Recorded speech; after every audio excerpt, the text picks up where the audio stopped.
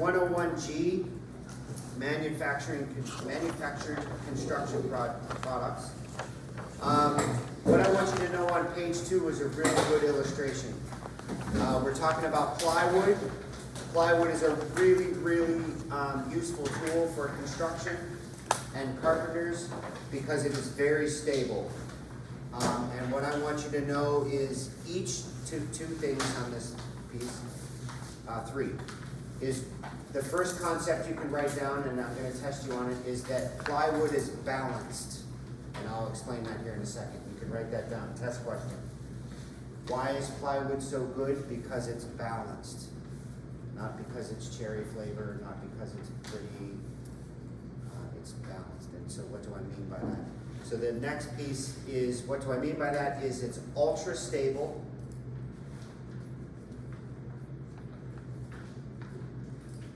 And why is it ultra stable? For 2 reasons. A, there's an odd number of layers. 3, 5, 7. Some of the Baltic birch, what is it, Tyler, 9 or 11 layers? Some have 12. Some have, yeah, okay, so tons of layers. The more layers, the better. But we are ultra stable, and the other reason is each layer is perpendicular or 90 degrees. Same term, perpendicular or 90 degrees to each other. So we've kind of covered that before, and we talked about wood. With when my wood looks like this, like a rainbow, you should know by now what way does my wood growth rings look if I'm looking at the side of my board. A smile. Like a smile, the opposite. Whatever my growth rings are, I warp and shrink the opposite way. So if my growth rings look like a smile from the side, when it dries and warps, it's going to warp in the opposite direction. And so all wood does that. Some wood does it at extreme levels, some does it at a minor level, but it all moves. And so to avoid those movements, plywood is manufactured in a way that every layer is 90 degrees to itself. So this layer wants to go this way, this layer wants to go that way, and when I glue them together, they oppose each other. The forces oppose each other and lock themselves in. Does that make sense? Okay. There's another picture on page 3. You can see all different types of inner cores. All that really matters is it's an odd number of layers. The outside looks pretty, and it's super stable. Okay, I won't make you look at page 4, the really bad black and white photos, but essentially you can get plywood in any veneer you want. You can get birch, 99% of what we have is birch or spruce. You can get any softwood, any hardwood, teak, walnut. If it's a type of wood, they can make plywood out of it. Sorry, but what is Veneer is the thin layer of wood that's on the outer surface. So as you all know, this is the only piece of wood we care about in terms of our box looking beautiful, but it's only a 32nd of an inch. It's thinner than your fingernail. You can see where I messed up on mine. And it's paper thin. You messed yours up? Excellent. If you can't see it, come on up at break and look. Right where I'm rubbing is worn through the veneer and into the inner ply, the inner core, and right where I'm rubbing is still the outer veneer. So too much sanding, and probably on the belt sander it took less than 30 seconds. Not even. Kiss it in, and it's too late because it's the 32nd of an inch thick. And when we say sand plywood, we mean buff it with an orbital. Sand, done. If you have to do more than that, something's wrong, and you'll end up with something like that. So there's no fix for that. If this were a finished product for a client that wanted a beautiful jewelry box, you can't stain it, you can't paint it. It's inner core. This grain that I'm touching is rubbing this way. This grain is running this way, and you'll never match them. It'll always be that way. So a very, very good product. I can't imagine life in carpentry world without plywood, but definitely has its limits. So that's a good example of looking at Can I use plywood for outdoor? that. For outdoors, yes, we're gonna get to that here in 2 seconds, yeah. So, how do I make plywood? Venus's question, what is a veneer? So, we all know now it's the paper thin slice of wood that could potentially make the inner cores, but 100% makes the outside cores. And of course, we want those to look pretty. I want this to have nice solid wood grain. I don't want it to be 90% filler, broken, cracked, all that kind of stuff. So I want it pretty thin. So how do we do that? We take the tree, which grows up into a big cylinder, the trunk, and we put it in a machine and we slice off pieces that look a lot like paper. And there's 2 ways to do that. The first one is on page 5, and it's called rotary. I take a log, which would be much bigger in diameter and much longer than this, but you can pretend that's my log, and I have a big knife, like my hand, and I slice it off.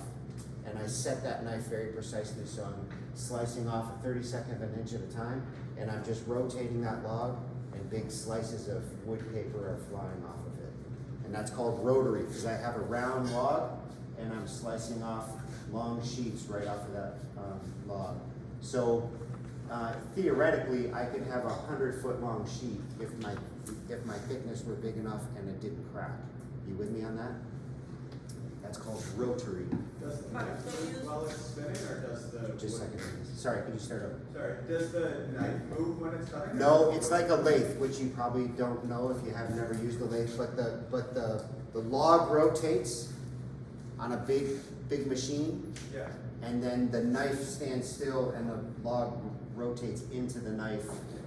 and then my paper thin piece flies off the top. When the log gets smaller and smaller, does the knife? The knife moves in. It's all computer operated. It's very, very precise. Yep. The knife flows in with them, and they have a whole. Those factories have a whole sharpening department, probably a dozen people on staff while it's running, and they're literally sharpening knives as they speak. So, like every 30 minutes, they'll stop, pull the old knife off, put that into sharpening, put a new one on. So it's razor sharp, laser precision. Yeah, because usually if you're doing this, you can imagine how much energy, time, and money that would cost to make those slices. And this is the dirt cheap, lousy wood, to be perfectly frank. Like if we're making walnut or oak or something like that, it's tons of money. These sheets, I think I said in class, are about $80 a piece. So you can easily spend hundreds of dollars per sheet. So it's very precise, very important. Yeah. Good? Yep. They use like wire or something to make it like soft Yeah. enough to don't put the Yeah. rough the. So you want the wood supple. You don't want it to crack. You want it to peel Yeah. off, and you want it to be in a long peel. How long a peel? Minimum 4 feet by 8 feet, right? Because that's my sheet of plywood.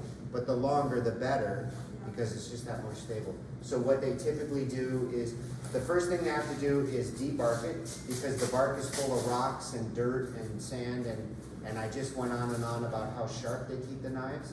If I'm driving my knives through rocks and dirt and sand, I'm gonna dull them in a second, and then I have a problem.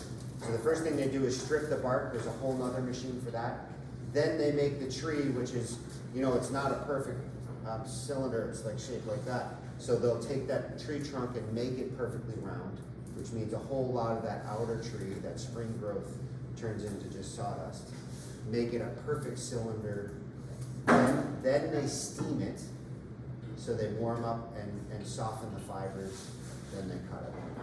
If we want to visit that kind of fabric, where is the closest one? Out west.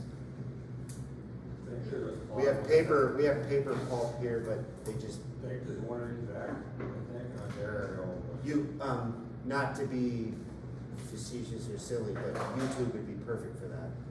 Because you get to see stuff that you couldn't otherwise, yeah. It's pretty neat, Anyway, that's the first one, and I'm gonna test you on that. It's called rotary. Sorry, Mandy. Is the light and dark the outside wood and the heartwood? Is that why there are different?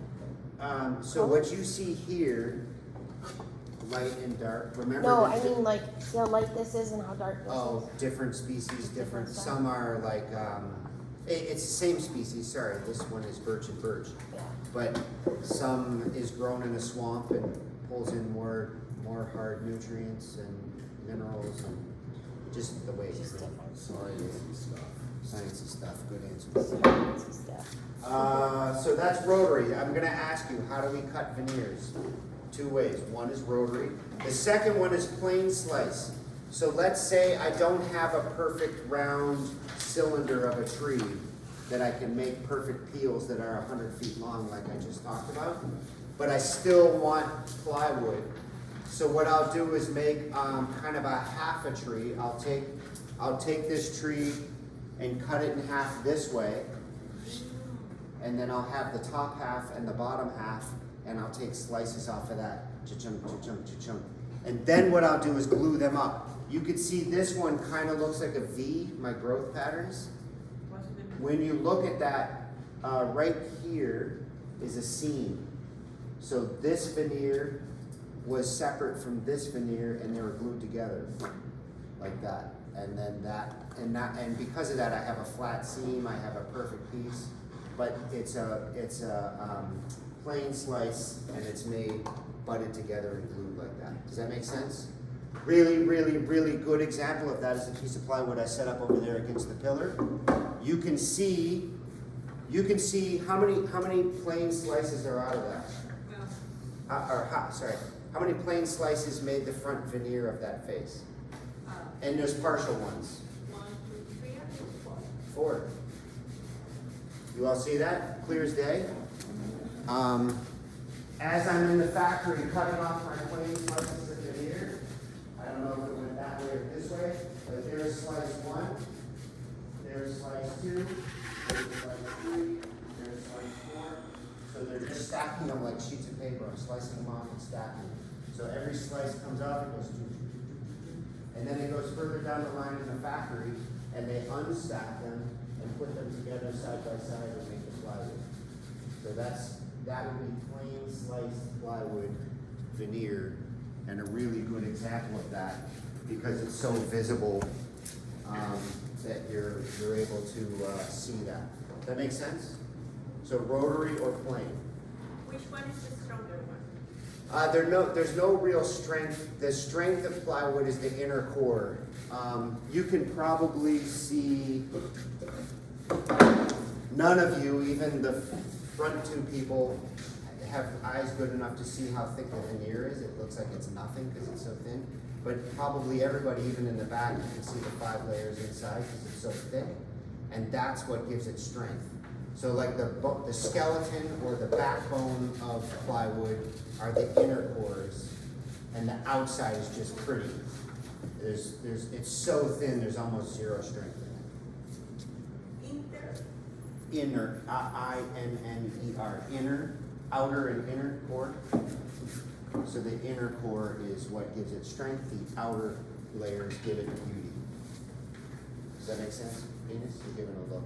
Yeah. Yeah, okay. One question I have now that we're talking about this is I was using like glue and sawdust, and I did this. Am I probably going to have to restart? May I have this? Yeah. How about Mr. So the joints, often people are annoyed that their joints don't come together perfectly, and so they'll use sawdust and glue as a wood filler. And the problem is if you're not really careful, what I would suggest doing is rubbing it in, so you're gonna be kind of messy, it's kind of like finger painting. And then while it's still wet, the second after you're done rubbing it in, is get a wet paper towel and wipe off the excess. It won't be perfect, but it'll be 99% gone. And because of that, probably if I had to guess with what unfortunately happened to Mason, was there's big globs of glue, and I want them gone. And so I'm gonna sand and sand and sand, and then unfortunately I've gone through the layers. What's wrong here you can probably all see those brown splotches from the back. So that's glue that Shannon put on there. And what Shannon wants to do, as well as everybody, is sand away the glue, but not sand on the wood.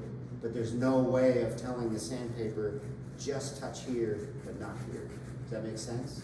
So by the time you're aggressive enough to get through that glue, you've probably worn through the plies of the wood. If you're careful, and Tyler and I can help you, you'll probably be okay, but it may happen. So the trick to that is, everything this student did is perfect. The only thing I would add to that as a next level is get wet paper cloth immediately and wipe off excess. And at least 90% of it, at least the chunks are gone. There'll be some sanding for sure, but, okay? Okay, moving on. I think I already said it, but just because it's there, page 7 is I get the theory with perpendicular or 90-degree layers and odd number of layers is that I get equal expansion left to right and front to back. So 100% all wood, including plywood, moves. It's gonna swell and contract during different weather, but it's gonna do it equally, hopefully. So it's less destructive and less work. Is that okay? The next concept on page 8 and 9 is pretty simple, but just think about this, and it's a test question. When I build my house, I'm gonna build my house with that exact same theory. Everything I build is 90 degrees to each other. So that is to say, when I put my floor joists, let's just call this front to back, I'll run them front to back. Then when I put sheets of plywood on, I'll go left to right. Does that make sense? I'm 90 degrees perpendicular. So now I want hardwood floor or click floor, I don't care. Which way am I gonna run that? Left to right or front to back? Front to back. Front to back. 90, 90, 90. And the So floor- I know that this is wood and this is gonna move. It's 40 feet by 40 feet, not 4 feet by 8 feet. It's huge, but it's still made of wood and it's still gonna move. And think, if this moves 1/8 of an inch and that moves 1/8 of an inch, times 40 of them or 60 of them, that's a lot of 1/8 of an inch. My house is expanding and contracting significantly. So if I honor that 90-degree principle, that's just kind of science, my house will be much, much more stable. And sure enough, code requires us to do that. Okay, so it's just look at it on a micro level plywood. Oh, that makes sense. I can wrap my head around that. Perfect. Take that same concept and expand it to a whole house. And 100% it expands. When would wood be shrinking and when would wood be expanding, summer or winter? When is it going to shrink? Shrink it in the winter because it's warm and dry. I know that's kind of hard to make that leap, but my doors and windows are closed, my house is closed up, and my furnace is kicking all day, all night. And so it's nice and warm and dry. So dry that probably some people that are prone to nosebleeds get them in the winter often because the furnace is warm and dry. When it's the summer, windows open, screen doors open, it rains today, it's moist tomorrow. So then all those wood fibers, that sponge that wood is, absorbs all that moisture in the summer and gets bigger and bigger and bigger. And then the winter gets smaller and smaller and smaller. So if we didn't build our houses properly, we would expect that there'd be huge cracks in the ceiling and the walls because the house is doing this on a micro level and a slow level, but it's doing that. Good. Mandy, you got a question? Nope. Sorry, this is such a- I wasn't quite sure what the question was for the 90-degree perpendicular. It makes the plywood balanced, makes it stable. So what would the question be for that? What are characteristics of plywood? Okay. It's balanced, it's stable, layers are perpendicular, layers are odd numbered. And Venus, you have a question? Yes, if I want to redo the coating, when is the perfect time to do it, the inside and? You mean on your home? Yeah, Yeah, I would suggest summer. If it's out exterior, it's gotta be above freezing, and it's gotta be dry. Yeah, so you don't. Too late. There'll be some nice days, but it's getting pretty close to too late. Okay, the next page, which is page 10 and 11.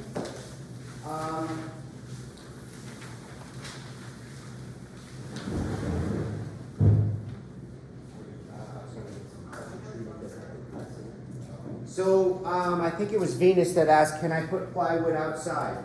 The answer is yes, but it has to be exterior grade. You may not know it now, but you're gonna learn it soon. This is just raw wood and interior glue. So we could even do an example. If you remind me, I'll do it after this period. We'll just set a piece of plywood out behind the dumpster and go visit it every 2 weeks. And you'll see very quickly, you'll see by end of next week, the plies are starting to just peel apart. Like there's no strength. In defense of the company, it was not intended for that. It's intended for indoor interior use, and this is perfect product for that. If I'm using exterior plywood and they make it, that's the picture on page 11, there's several things. First, the wood itself, those veneers, every piece. So in this, there's 7 layers. The 2 outside and the 5 inside. Every piece would be fully immersed in pressure treating exterior grade chemical treat. 1. 2 is they use exterior grade glue. And unless you buy, because it costs much more money, you're not gonna get that. So most plywood is not. And then 3, you can see the cuts, you see that picture on the top left of 11 that has the stamp of what the wood is? And then you see little black lines all the way, like almost like graph paper through the plywood. What that is a knife that comes, they make the plywood and they shoot the plywood through this knife thing, and it puts all these slices top and bottom of the plywood. And what that is that when they go to pressure treat it, it cuts holes through the surface so that the pressure treating 100% gets completely put through the whole surface. It's not like paint, it's just not pressure treating on the outside surface, it's right through the whole center of it. Here's a piece of 4x4 that is what we call below grade. So those are the slices, I'll pass that around. Most things, if you built a deck with pressure treating wood and you cut it, the green or the brown pressure treating is soaked into the wood about the thickness of a piece of paper, where this one is probably more than halfway through to the center, and that's evident by the slices in there. So I'm paying for pressure treated, for normal spruce not pressure treated, I'm probably paying $20 for an 8-footer. I'm probably paying $26 for pressure treated, and I'm paying $40 for what's in my hand, because it's much more time, much more chemical, much more effort. But lasts forever outside. Normal spruce wouldn't last 2 seasons. So it just depends on your application. What did you say that's called? Below grade? Below grade, so pressure treated means exterior. Below grade means exterior and in the ground. So if we cut this, you can probably not see it, but it's really dark green there, like, I don't know, 1/2 inch deep where the cuts are, and then it's green pretty much to the core, even though it's a little bit lighter. Whereas if we took normal pressure treating, there you go, Tyler's gonna bring it around. I'll pass this one around. Okay, just give me 1 second, let me finish. So Tyler's passing this one around. You can't even see, you can see the brown, but from that edge, you can't see any brown, because it's literally the thickness of a piece of paper. Which is to say, if I built my deck out of it and I scratched it with my thumbnail, where I scratched it, there's no pressure treating anymore. So twice the money, but twice the pressure treating. I'm sorry, Shannon, is there a question? The first question was, who has the 3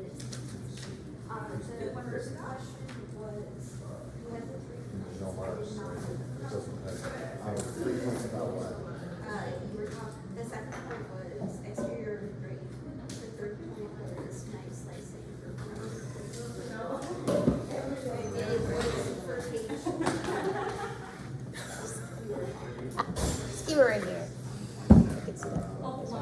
So this that's is pressure soaked in soaked in on that side. And my This Nothing. is, regular pressure treated. Regular pressure treated. And that one below grade, and meaning it can go below ground. In the ground, yeah. And I think it's all- Okay, I'll just get your attention, please keep looking at those examples, it's important, but there's been a good question. If pressure treated material catches on fire, is it hazardous? 100% it is. CCA, the other term, the other technical term, I guess, for pressure treating is CCA, copper chromated arsenic. We talked about airborne hazards. Lead is a heavy metal, and it stays in your body. Copper chromated arsenic. Look. Copper chromated arsenic. Copper and chrome are metals. If lead stays in your body forever and never leaves and accumulates and makes your body worse and worse and worse, you can just trust me, copper and chrome do the same darn thing. Arsenic is probably the most poisonous thing, and it literally kills things. Why is pressure treated so good? We don't want bugs or fungus or mold to attack it. Why is it so good? Because anything that's living that touches it dies. So we're living too. We're just another point. If you look into WHMIS, you look under CCA, you will see an SDS for pressure treated wood. Why? Because it's very harmful to us. Harmful to all living organisms, of which we are one. So this type of wood would be legal in Canada. Are there certain countries that would ban this type of practice? This type of wood, yes, is legal here. I don't know if they're banned or not. Okay.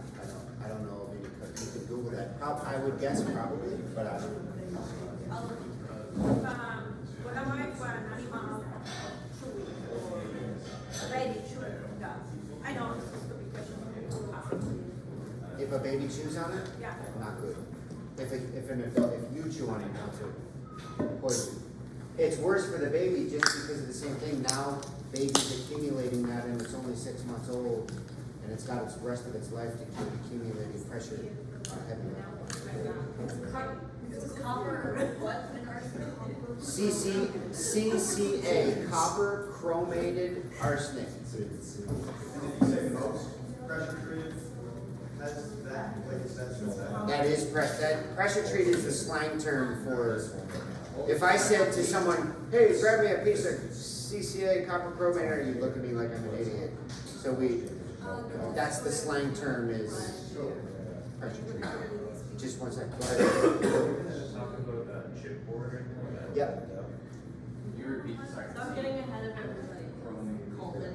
Copper, CCA, copper And chromated arsenic. So, you good? but it's Any other questions? Okay, page 13. We'll keep moving. Page 13, what I want you to know, I've already talked to you about it, but plywood is graded, test question, just like school grades. Page 13. What kind of grading is plywood? Just like school grades. So if I have an A grade, I have the best there is. If I have a D grade, I have the worst there is. And what I mean by that is how pretty it is. So which one's more expensive, A or D? A. I'm building furniture out of A. I'm building a subfloor no one's ever going to see out of D. And something in between. Sometimes there's A on one face and D on the other because it's mounted to the wall and I'm wasting money to have a pretty face on the back. And so I want to conserve my money, so I'll have an A/D, but I'm making those choices and it's all about money. Do I want it to look pretty or is it not? Is it a waste of money and we don't need that? Which one is that one? That one's a B. So grading is just like school grades, is a test question. So would the grading be on that piece of wood? Yeah, there's a stamp, these have been cut up, I'll show you that. Actually, if you go to, page 15, there's a stamp, actually, if you go to page 11, that's the actual stamp on plywood. And if you go to 15, that's the representation of that stamp, and they explain what that means. And what I want you to know on page 15 is that stamp, when I have it, I'm building my house and code says I have to have X amount of thickness for wall sheathing, X amount of thickness for roof sheathing.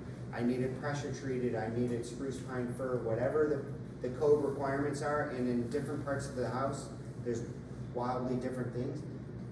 Who would want to see that stamp? Who cares about that? Maybe a couple of people. Person buying it, for sure.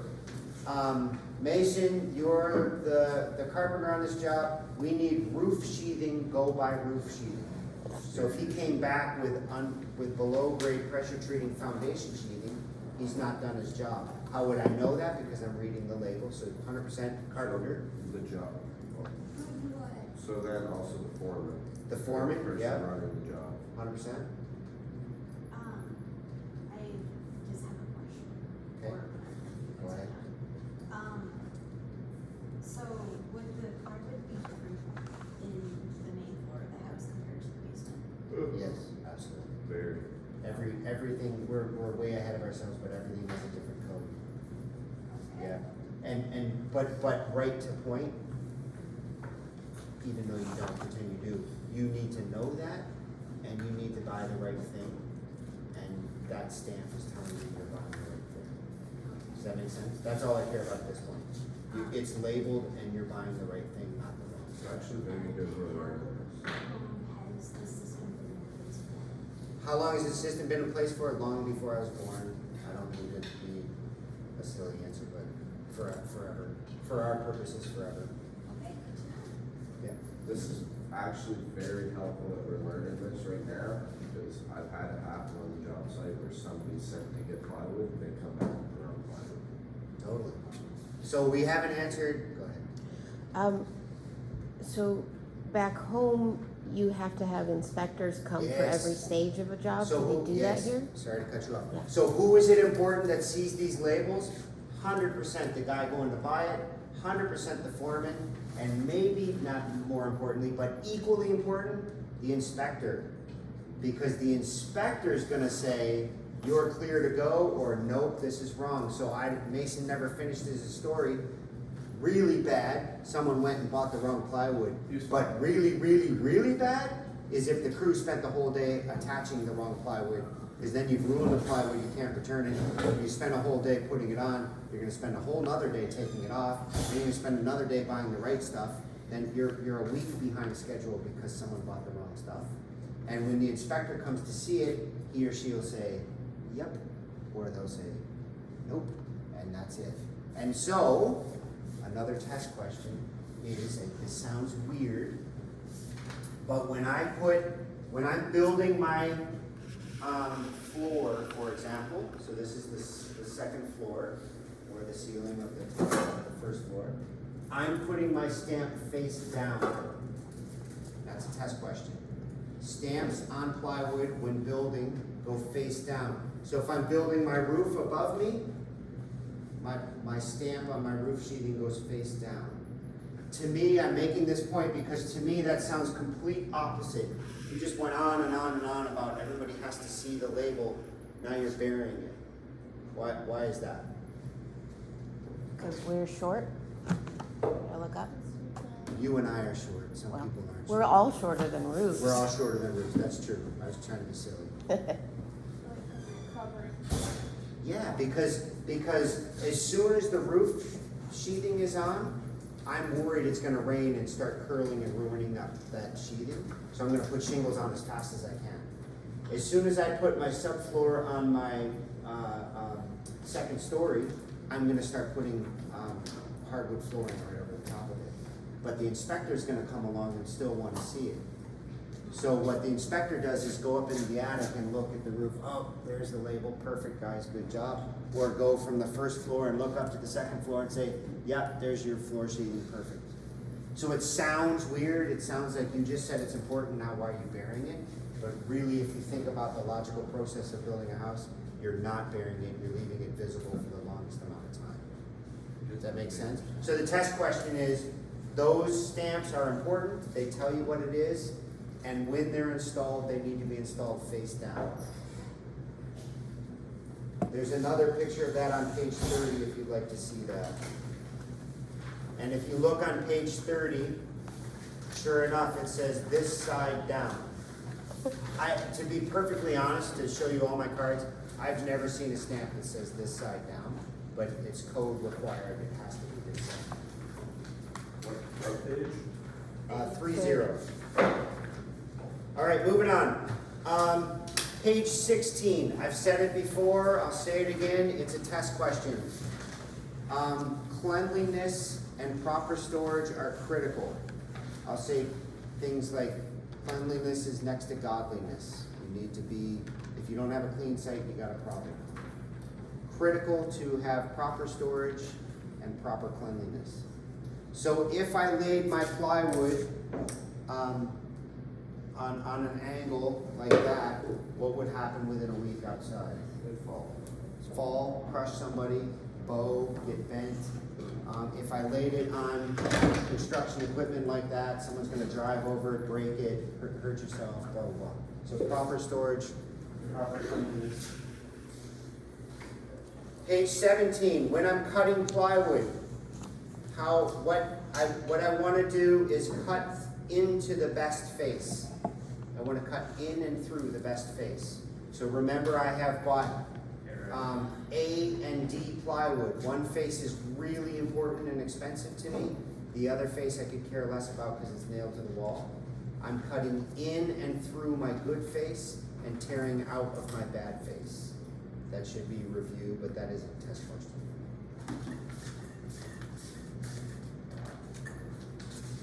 I'm going to skip to page 22. I forget if it was Rory or Colton, but are we going to learn about composite panels? Absolutely, and here we go. The first one is called composite panels, and it's chipboard.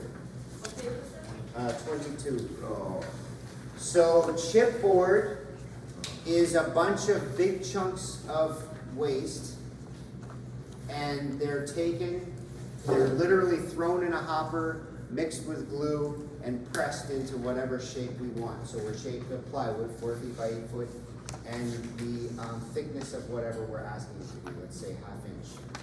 So chipboard means random orientation of chips. And the chips are basically the size of a potato chip. Test question. What is composite panels? The slang term is chipboard, and the wood fibers are randomly oriented. What does that mean? I scoop up a bunch of chips, and I throw them in, mix it with glue, and I press it down. Can you repeat that? It's called chipboard, composite panel, page 22, and it's random orientation of wood fibers. So what I really love about plywood is that it's 90 degrees from each other, right? That makes it super stable, super strong. Maybe definitely a strong way of making wood, but less scientific and less strong is if I just throw a bunch of chips in, and then those wood fibers are twisted like that, and there's enough twisting and overlapping that makes it strong. Does that make sense? So it's good, but it's not phenomenal. Where do we use that stuff? Roof sheathing. There's not a lot of stress on a roof. It has to hold shingles. It has to hold the wind shear. No one ever sees it. So it has its place in construction site, but it's the crummiest and not best of all the wood materials. Called composite or chipboard. Good? Okay, next one, page 24. Fiberboard or particle board. You can see the different grades, H, M, LD, D, PBU. What I want you to write on page 24 is MDF. We have MDF back there. MDF is the same as chipboard, except instead of potato chip sized chips, we literally use sawdust. Little small sawdusty particles and glue. Throw them into a hopper, mix them up, press it in a clamp, and make a board out of it. And MDF, what I want you to know, stands for medium density fiber. So if 90-degree plywood is the best, chipboard is okay but not great, where's MDF land in that? Better than chipboard. Under? It's even worse. No. Because if I want my fibers to be at least intertwined like chipboard, now my fibers are that big. So the intertwining of them ain't so much. So it's not strong. Not as strong. It's the weakest, worst option. So we use MDF for things like trim. It looks pretty. It's strong enough to hold paint, and that's about it. Again, if you help remind me, we'll put one of those pieces outside, and you'll see it'll start getting destroyed by the end of the day, literally. Not the end of next week. It's just a big sponge, and there's nothing holding it together.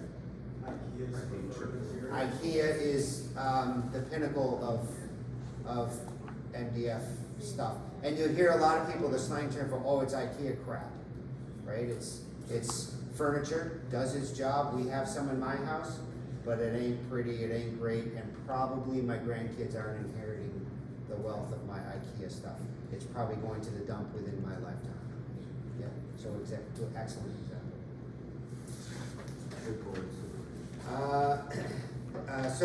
There's another page 28.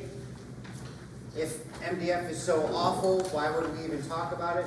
Because it's perfect for things like trim, which we already talked about. It doesn't need to be stable. It doesn't need to hold any weight or be structurally strong. It needs to hold the weight of paint, and it needs to look pretty. Next one, page 30, oriented strand board. Were we supposed to write something down on this? On the last one, just that MDF is good for trim. Good for what? Trim. Trim. Page 30, oriented strand board. What I'd like you to write there is OSB. 99.9% of the time, every time, your foreman will say, go to the hardware store and buy OSB. Some people don't even know what it stands for. Most people don't take the time to say oriented strand board. But that's what it is. So you can think of OSB, here's a test question. It's just like chipboard, except what? It's better than chipboard. So what have I done with it? Less weather. Layered? Less weather. Is it layered? It's oriented. So now I haven't just scooped up these potato chips and thrown them in. I use a computer to orient the layers. So within reason, the bottom layer of chips are going front to back. Within reason, the next layer are going left to right. The next layer front to back. So in a organized, random fashion, I'm making 90-degree plywood.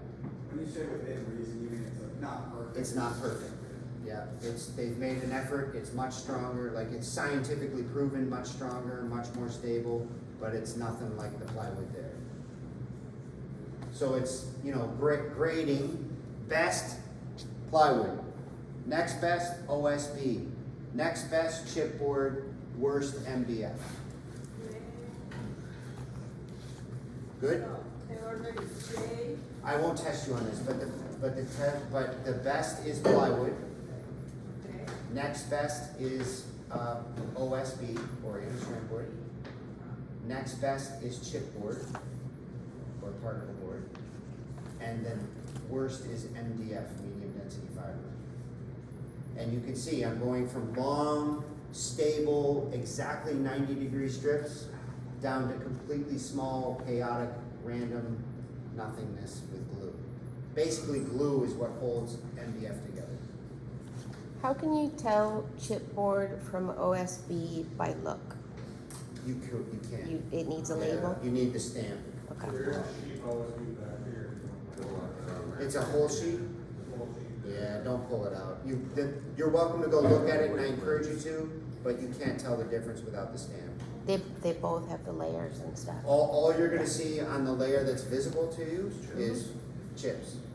They're both like on the return, so you can't. I know, that's why I was wondering if you could tell them apart. Okay, engineered products, I'm on page 32 now. So, let's say I wanna build, a huge airplane hangar. Let's say I wanna build a wood building that encloses this building. Well, those are massive timbers.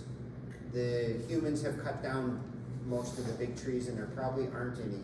If there are any left, we certainly couldn't afford to make them, to buy them and bring them in. So how do we do that? What we do is manufacture timbers, and we have a few different ways. The first way is page 32, and it's called a glue laminated timber product, or what you can write GluLam, GLU-LAM. Stands for glue laminated timber product. What I'm doing is exactly like plywood, just in a big timber fashion. I'm stacking different pieces of wood, making sure about their wood grain orientation, and gluing them together.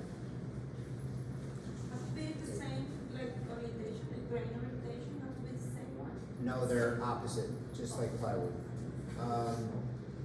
If I could ask you to go to page 36 for 1 second.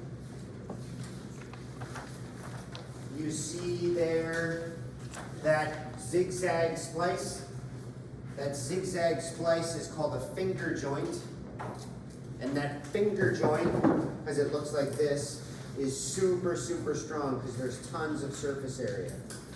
So I need, for this building, let's just pretend, I need a 150-foot long board. And I need 6 of them, and I'm gonna glue them together. Well, I can't buy one of those, let alone 6 of them. I'll never buy them.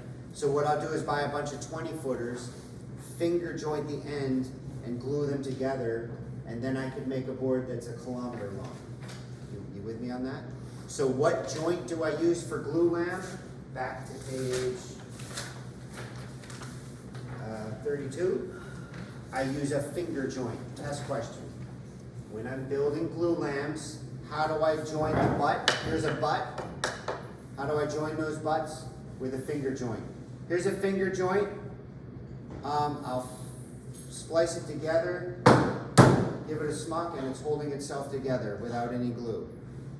Oh, not you? So it's super, no, it definitely would be glued, but I'm telling you, with so much friction, with so much surface area, it's already holding itself together. Yes? Is I'll pass that finger joints around. known for being used in furniture making? Sorry, is, Finger joints? yes. It's used for furniture, it's used for things that need to be really strong, really stable. In this case, the test question is, it's used for GluLams. Okay, page 34, the next one, I wanna build a beam. The beam has to be 7 kilometers long. There's no tree that exists that's 7 kilometers long. So I'm gonna need to build one, manufacture one. What's another option other than GluLam? The next one is parallel strand lumber, or what you should write down, PSL. What does PSL stand for? Good test question. Parallel strand lumber. What page are we on? Page 34. What is PSL like? Chipboard. I'm taking a bunch of small strips, a bunch of glue, I'm putting them in a press, and I'm making any size beam that would make me happy. So you would that be? Anything. I've used ones that are 40 feet long, 18 inches wide, and 24 inches long. But you made it? Which one made you? No. We ordered it, a manufacturer in Quebec. It's highly engineered, it takes a huge amount of infrastructure. I would just go and buy one. you have to order, special order it. and pay for it. Would it be more I like couldn't buy OSB it. then? But, Would it be more like OSB than chipboard? yeah, that's fine. Yeah, was it more like OSB? Yeah. And you can just buy OSB, you don't gotta order. Okay, the next one is, again, I want a beam. It's huge. There's no tree like that. We can't afford it. There's none around even if we could. What's another way of making a beam?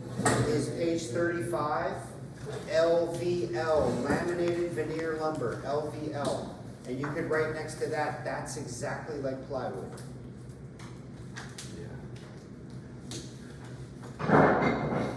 And there's no limit. I can buy it as long as I want, as thick as I want, and as tall as I want. What's the dates on it for, I never knew. It's their manufacturer code, so if it fails, they can say, you guys built an inappropriate beam, and you built it on this day. Okay, you went through finger joint. Page 39, we're in other products. So this one, page 39, is called polystyrene, or a lot of people call it poly. And you can think of, the best way to think of it is the foam cup the white foam cups that you get coffee in. Those are polystyrene. And here is, You mean styrofoam? styrofoam. Here's some styrofoam. Anybody know what this thingy is? It's not perfect. Yeah, a form for concrete. So you'll hear that they'll build these like Lego, literally like Lego, and then they'll pour concrete in the middle, and that's your foundation. You're not actually going to go right through the side. If you look at this, I'm going to pass it around. Really closely examine it. Like if you look at these black struts inside, the foam that overlaps them, if you see them, they're little white balls. They're like little spheres that make foam. And the problem with that is, when you put balls together, it's not a tight, form-fitting union. There's gaps in between each ball, which is to say polystyrene is not waterproof. It will leak, and I want you to know that. So it's a good insulator, it's a good building material, but I'm selecting it knowing full well that it's not waterproof. Or strong. It's not strong at all. You can break that. Please don't. Just trust us. It's weak. But it's not waterproof is the test question, and it's because on a micro level, it's just a bunch of balls stuck together, and there's no way balls stick together without there being leaks through them. You can think of that? You can picture that? What? And it'll float for sure. Oh, yeah. But it's They use it to no like make waterproof. crafts. No, it's not waterproof. Okay. I know, it sounds weird, and that's why I want you to know They that. know, they use the other components to make crafts, like put them under stuff. Is it So, safe? I'm thinking of something. Is one sometimes to use it for isolation, for Insulation, yeah. That'd Big be the time. other foam. There's other foam that is waterproof, but that's, selecting that product is not. Why do I not care on that one? Because it's full of concrete in between.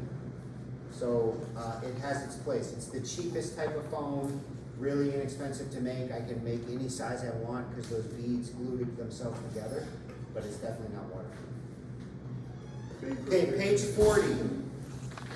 Polyethylene, which is different than polystyrene. Page 40 is polyethylene, and that's the plastic sheeting that you hang on the inside of your house, which is the picture on page 40 at the bottom. And that makes your house waterproof on the inside. And it's super tedious to put up. Yeah. Super annoying. The top picture on page 40 is spray foam. You should know by now, don't overfill because it'll overexpand. Also, don't touch it. And don't touch it. Took me 10 years of being a professional. It's like a magnet. It's saying, come over here and touch me. Right? Yeah. Come on, how do you want to play with this? If you get overexposed, you will get poison Spray foam ivy-like top of page rashes 40 forever. Is don't let it overexpand. But don't touch it. Too much. Okay, put page 46. Bridging and blocking. Bridging and blocking are what you see those X braces on page 46. See how strong and nice my house is? And it can hold the weight of me and 40 of my guests when I have a party and I have a grand piano and all that. Look how weak it is here. I can squeeze it like that. Thank you. You can all see that compressing in. That's the So, styrofoam. wood has a huge Has amount of those strength to this lock way, in. very Catch little that. this way. They're all cut. So we're aware of that, code knows that, and so we have to put blocking in between to prevent that, lateral, what's called lateral movement. So blocking is required to keep wood from moving. Which one is the blocking, Josh? Page 46. The bridging? Bridging and blocking are the same name, Okay. sorry.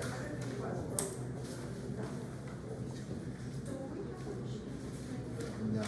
Do we have a machine to make these finger joints? We do have a small one, but it's a router, and you're cutting the positive and the negative, and they go together like that. We do have one small, but not near this one. I didn't Oh, I hear thought just the, melted it up. what's blocking for? Sorry. To keep wood from squishing together side to side. Which one? Middle? Page 46. Top picture. And then the last one on this book, page 48. Eaves troughs or gutters, you can put a big star next to it, and it's absolutely critical. Do we want water to come into our home or go away from our home? Away. Water is the enemy. We want water to go away. If I have a roof and I'm collecting 40 feet by 40 feet of rain, and it comes down my roof, where is it gonna go? Right down the sides of my wall, right into my basement. So unless I take measures to get that water away, I'm making my problem worse. Because I don't have just a few random raindrops everywhere. I'm accumulating a big square footage of water, and it's coming right down and going right into my basement by the design of my house. How do I get rid of water, rainwater from my roof? Eaves, troughs, and gutters. Are they critical? Test question. 100% critical. What are those leaving pads? And that's a whole different story. We'll get to that later. Yeah, you're right. What do you do after it's in the gutter? We'll get to that.